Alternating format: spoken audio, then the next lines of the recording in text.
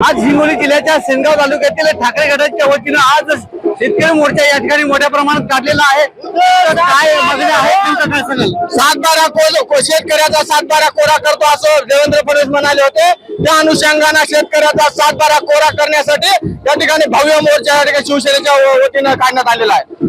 आपण या ठिकाणी जो शेतकरी या ठिकाणी मोर्चा काढलेला आहे, ट्रॅक्टर मोर्चा काढला आहे, नेमका आणखी काय मागण्या असणार? तुम्ही बघितलं असेल शेतकरी आज किती कोणत्या परेशानीमध्ये आहे। पेरण्या आणि झालेल्या नाहीत, पाऊस या ठिकाणी पडत नाही। या सरकारने जे शेतकऱ्याचे कर्जमाफ करतो म्हणले होते ते आतापर्यंत या ठिकाणी झालेलं नाही।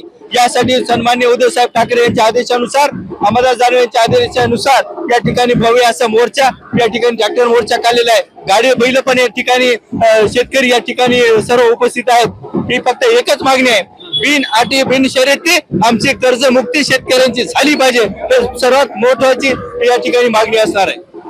बिन अटी बिन शर्ती या ठिकाणी शेतकऱ्यांची कर्जमाफी झाली पाहिजे अशी देखील मोठ्या प्रमाणात मागणी आहे।